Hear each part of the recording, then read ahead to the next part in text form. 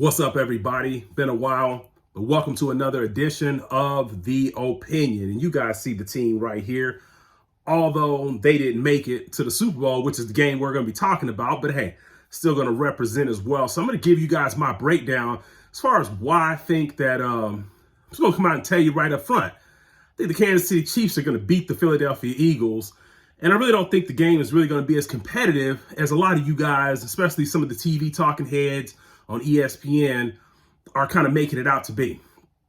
And essentially, if we kind of go back a little bit, let's look at the Philadelphia Eagles. When they played the San Francisco 49ers, yeah, they beat them 31-7. 49ers, obviously, we all know the story. You know, don't really want to get too much into the game, but we all know the story. The 49ers were pretty much playing with their hands tied behind their back. I mean, imagine having two fighters, which are boxers, and telling one to tie his hands behind his back and basically just dodge punches while the other guy can just throw as many punches as he wants, can still dodge his punches, but also still land punches. And that's essentially what the Philadelphia Eagles basically did to the 49ers, because after that first possession, 49ers had no quarterback. Even when Josh Johnson came in, the game was over. I mean, it's the reason why Josh Johnson was picked up midway through the season. So he doesn't even really know the 49ers system.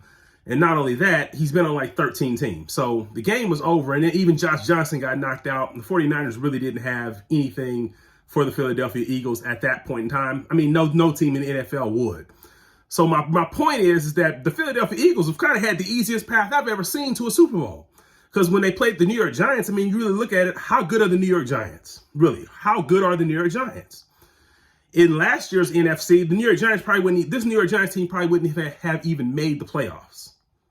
Be honest with you. So the NFC was down. That's probably one of the reasons why the New York Giants even made the playoffs to begin with. The NFC was a down conference. And then they played San Francisco. San Francisco had no quarterback. So it's probably the easiest path to a Super Bowl ever. But you have to ask yourself the question, are the Eagles even the best team in the NFC? Probably not. With San Francisco being 100% healthy, Eagles probably are not here. Most likely. We don't know. We didn't get to see it. But at the end of the day, they're probably not here. So let's shift to the Super Bowl. Now they're going to play against a team that has their quarterback. Now, obviously anything can happen once the game starts. If Patrick Mahomes gets hurt like the first possession, just like San Francisco's quarterback, then yes, the Eagles will win the championship. So I want to put that disclaimer out there.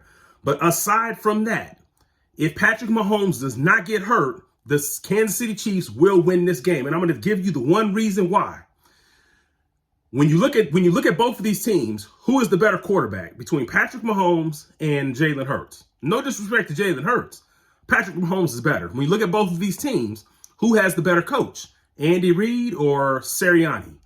Andy Reid's a better coach, bar none.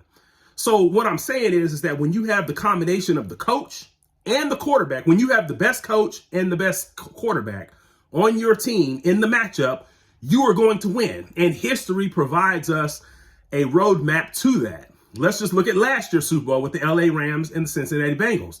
Rams had the better quarterback in Matthew Stafford, and they had the better coach. They won. You go to the year before that with Tampa.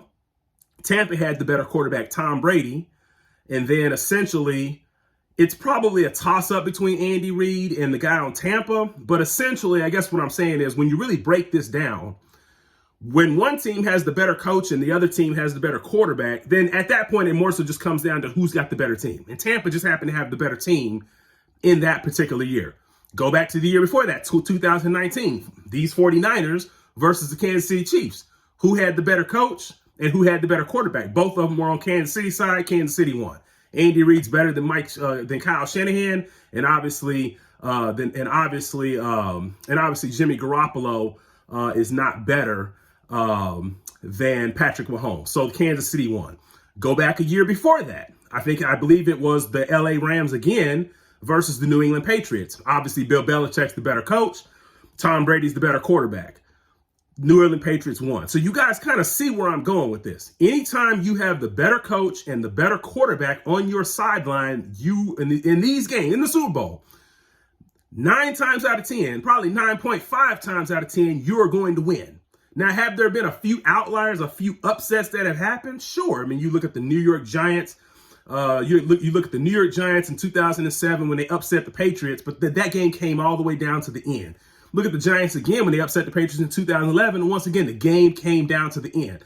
So if I have to rely on the Eagles coming all the way down to the end to beat an experienced Kansas City team, who's been here 3 times now in the last 4 years, been to 5 straight AFC championships, I'm going to put my money with Kansas City. So at the end of the day, Kansas City will win this game, despite what the talking heads are telling you, despite what the East Coast bias ESPN is telling you.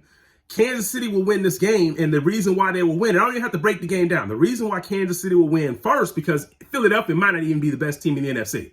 So we're probably not even getting the best matchup in the Super Bowl between the best out of the AFC and the best out of the NFC, regardless of the seed.